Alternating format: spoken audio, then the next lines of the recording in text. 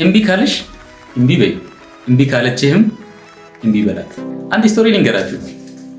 እኔ የሚሰራበት ጤና ተቋም አንዲት እናት ለእርግዝና ክትትል ትመጣለች።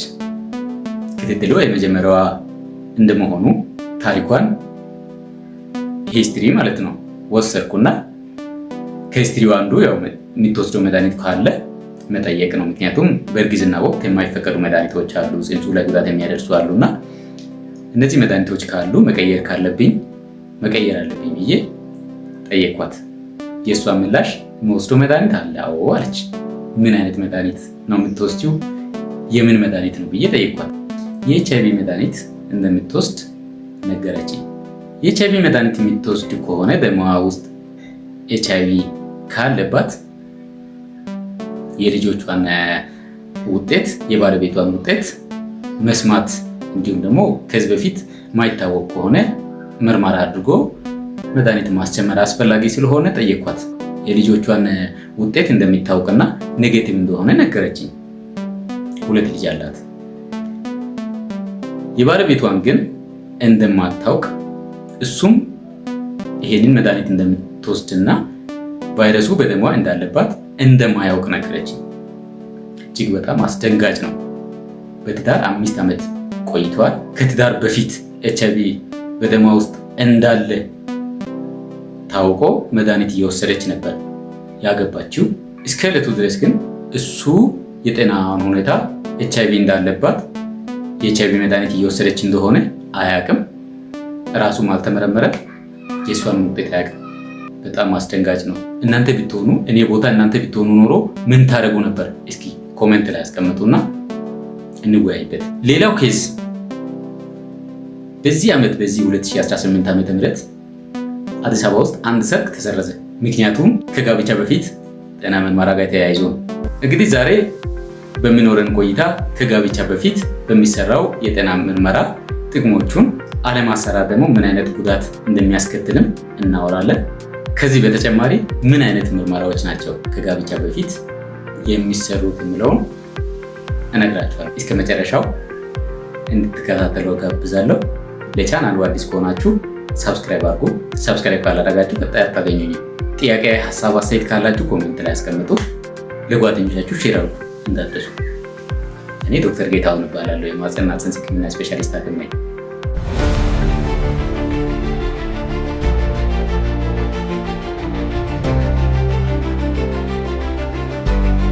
ይሄ ወቅት ብዙ ሰዎች የሚጋቡበት ነው። ከትንሣኤ በኋላ ከፋሲካ በኋላ ብዙ ላጤዎች ከላጤነት የሚሰረዙበት እና ባለትዳር የሚሆኑበት ወቅት ነውና መልካም ጋብቻ እንላቸዋለን። አንዴ ተነስተ ይመቻቸው። ነገር ግን ከጋብቻ በፊት የጤና ምርመራ እጅግ በጣም አስፈላጊ ነው። ከጋብቻ በፊት የሚሰራ የጤና ምርመራ ማለት ተጋቢዎቹ ከመጋባታቸው በፊት የጤና ሁኔታቸውን የሚታዩበት ነው። ከጋብቻ በፊት የሚሰራ የጤና ምርመራ እጅግ በጣም ወሳኝ፣ ለትዳሩም ለጤናቸው እጅግ በጣም ወሳኝ የሆነ የጤና ምርመራ ነው። ይህንን ባለማሰራት የሚደርሱ ብዙ ጉዳቶች አሉ። በማሰራት ደግሞ በማወቅ የሚገኙ ጥቅሞች ደግሞ በጣም ወሳኝ የሆኑ ጥቅሞች አሉ። እነዚህ ጥቅሞች አንደኛ መተዋወቅ ውስጥ መተማመን ይመጣል። ትዳር እንግዲህ በጣም መተማመንን የሚጠይቅ ሚስጥራዊ የሆነ ተቋም ነው። በዚህ ተቋም ውስጥ አለመተዋወቅና አለመተማመን ካለ እጅግ በጣም አስቸጋሪ ነውና መተዋወቅንና መተማመንን ለማምጣት የጤና ሁኔታን ማወቅ እጅግ በጣም አስፈላጊ ነው።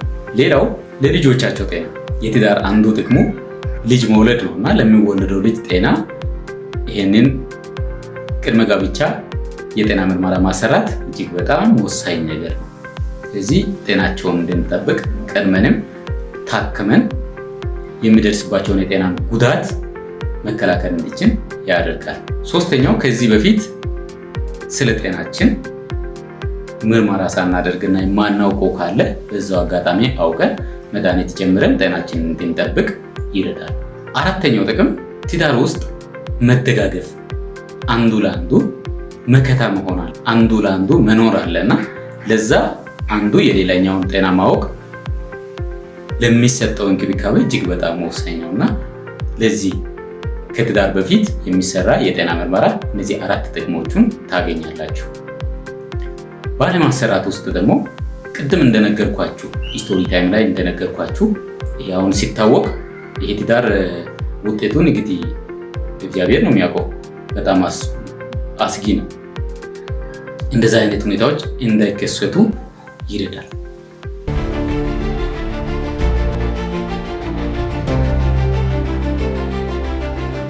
ይህን ካለን እንግዲህ ቅድመ ጋብቻ የጤና ምርመራ ስንል የሚሰሩ ምን አይነት ምርመራዎች ናቸው ካለን፣ አንደኛ በደም ንክኪ እና በወሲብ ወቅት የሚተላለፉ ተላላፊ በሽታዎች ምርመራ ነው የሚደረገው።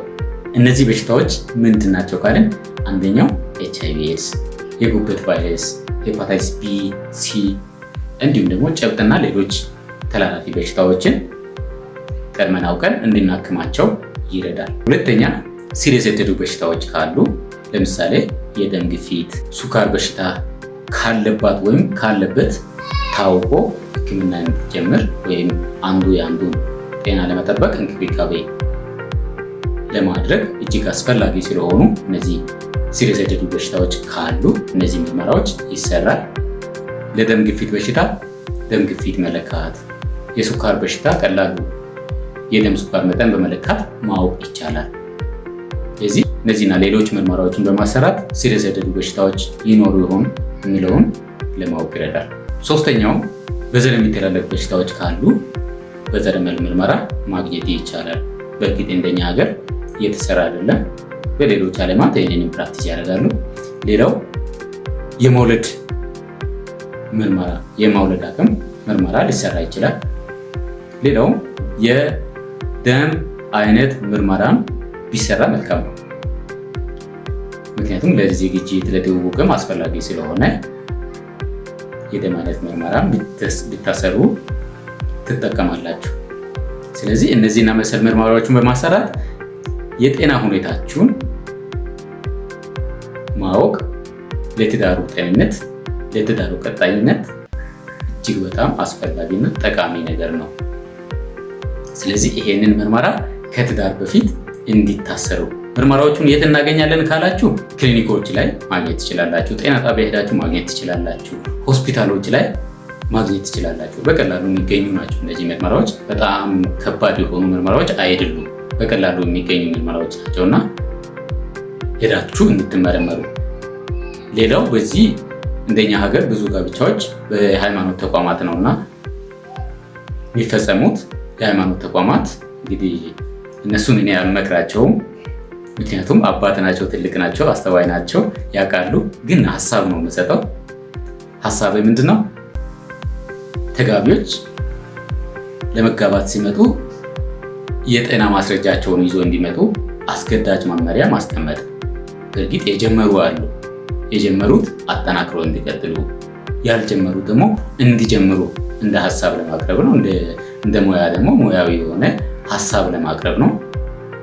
ስለዚህ ይሄንን ኃላፊነት እንድትወጡ፣ ምክንያቱም የትዳሩ ቀጣይነት አስተዋጽኦ የእናንተም ይኖራል እና እናንተ ደግሞ ለይታችሁ እንደዚህ አውቃችሁ የሚታጋቡ ከሆነ እየተከሰቱ ያሉ ፍቺዎቹን መቀነስ ይቻላል እና ይሄንን እንድታደርጉ እላለሁ። እስከ መጨረሻው እንግዲህ ስለተከታተላችሁ እጅግ አድርጌ አመሰግናለሁ። ለቻናሉ አዲስ የሆናችሁ ሰብስክራይብ አድርጉ። ጥያቄ ካላችሁ፣ ያልገባችሁ ነገር ካለ ኮሜንት ላይ አስቀምጡ። ለጓደኞቻችሁ ሼር አድርጉ። በተለይ አሁን በቅርቡ ለመጋባት የወሰኑ እያሰቡ ያሉት ጋር ቶሎ መድረስ አለበት። ይሄ ነፍስ ማዳን ነው፣ ትውልድ ማዳን ነው እና ሼር አድርጉላቸው። ቀድሞ ጤናቸውን ይወቁ። ሼር አድርጉላቸው። ቀጣይ በሌላ ቪዲዮ እስክንገናኝ ድረስ ሰላም ሁኑ።